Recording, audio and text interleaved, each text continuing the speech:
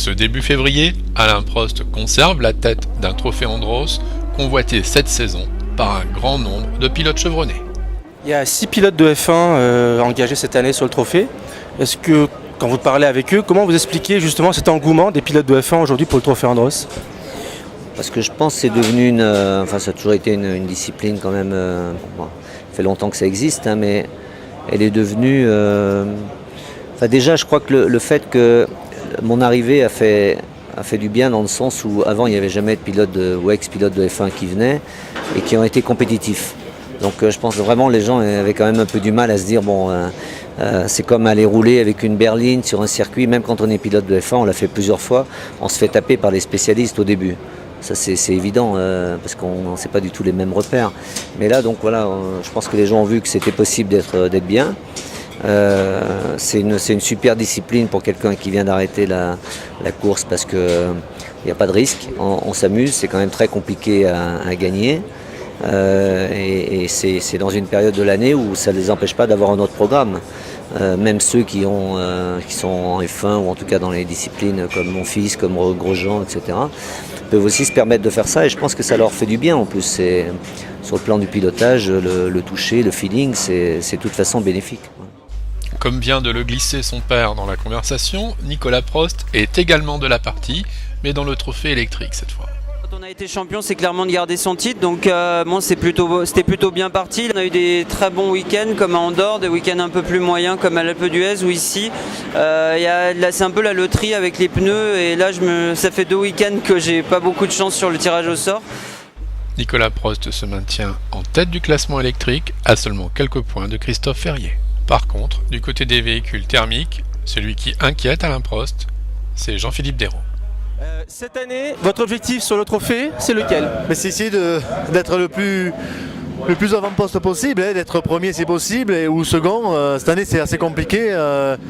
On a une nouvelle voiture, j'ai une nouvelle équipe et on a du poids embarqué dans l'auto depuis le début de l'année. Un handicap qui m'a été donné suite aux 2 dernières victoires au Trophée Andros, donc c'est plus compliqué que les autres années. Alors quand on vous voit sur le circuit, il y a un pilotage stylé, particulier qui est le vôtre, que tout le monde reconnaît. Est-ce qu'il y a un secret quelque part dans ce pilotage ? Un secret, peut-être, je sais pas. En tout cas, c'est ma façon de piloter. C'est celle que je trouve la plus efficace. Celle où je me sens le mieux. Lorsque j'essaie de la changer ou de la modifier, je vais moins vite. Donc voilà, je force pas quand je conduis comme ça. C'est, je dirais, vraiment naturel. À la belle saison, on vous retrouvera dans quel type de compétition ? Vous avez déjà un calendrier de prévu ? Bon, j'ai 2 ou 3 propositions différentes. Ça sera certainement en GT, en championnat d'Europe de GT ou championnat de France, avec une Ferrari certainement. Voilà, et puis Pikes Peak au mois de juin, le 25 juin, dans le Colorado, avec Dacia. Du côté des indépendants, et même s'il n'est pas premier de sa catégorie, Serge Lubrano et sa Fiat Stilo, roulant en bioéthanol, ne manquent jamais une occasion d'en découdre avec les grands teams. À chaque course, je découvre une autre voiture, je tente des choses que j'avais jamais osé faire et qui me paraissent faciles avec cette voiture. Et essayer de rentrer dans les 10 premiers du classement général, ça serait pour moi magnifique. Moi, je suis un pilote qui roule, qui préserve l'auto, tous les gens qui me connaissent savent mes qualités justement je peux gérer un championnat parce que j'économise de l'auto, je suis pas un fou furieux qui va tenter quitte ou double, c'est pas ma mentalité. Depuis que je roule, ça n'a jamais été. Le jour où je serai pilote professionnel et que je payerai pas la casse et c'est pas moi qui réparerai ma voiture, peut-être que je sais même pas, j'ai tellement le respect de la mécanique que le super éthanol, donc ça fait déjà 3 ans qu'on roule avec ça.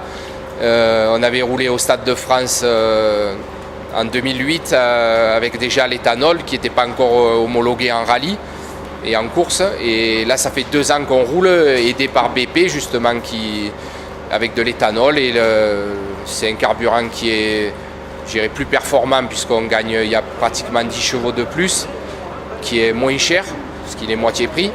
Et je ne comprends pas pourquoi d'autres personnes ne s'y mettent pas. Quant au pilote amateur le plus éclairé du trophée Andros, habitué des projecteurs sous le coup des trésors, il ne se lasse pas d'une participation qui, quoi qu'il arrive, lui assure le sourire. très content de mes premières qualifications avec des temps fabuleux pour moi parce que je progresse d'année en année. Et malgré ces temps fabuleux pour moi, je suis 25e au classement général parce que tout le monde progresse. Et il y a un niveau de folie cette année en tête du classement sur les 15 premiers, les 15 pros et c'est extraordinaire. Je me suis laissé dire que c'était pour vous avant tout une source de plaisir ce trophée Andros. Ah oui, parce que c'est pas mon métier du tout le sport automobile, mais j'y trouve énormément de plaisir. Il y a à la fois on côtoie des champions immenses. On a 3 anciens champions du monde, un ancien champion du monde de rallye, 2 anciens champions du monde de Formule 1, un Jean-Philippe Béraud qui est un artiste, un virtuose de la glace, et plein d'autres anciens pilotes de Formule 1, des pros du rallye sur neige, etc. Des amateurs comme moi, on se mélange. Dans les classements, on se mélange pas. Les amateurs sont derrière, les pros sont devant. Mais les pros sont très sympas, nous donnent des conseils et de course en course on évolue, de saison en saison. C'est un immense plaisir de piloter des monstres pareils sur la glace. 350 chevaux, 4 roues motrices directrices. On a des sensations de pilotage assez fantastiques et c'est le seul endroit où on peut les avoir et c'est pour ça que je reviens d'année en année. Le trophée Andros, c'est une affaire de famille visiblement. Oui, c'est mon fils qui m'a amené là, Olivier, qui lui est pilote, meilleur pilote que moi. D'ailleurs, il est dans le top 10 du classement cette année. Et moi, je l'ai suivi il y a 5 ans et je continue.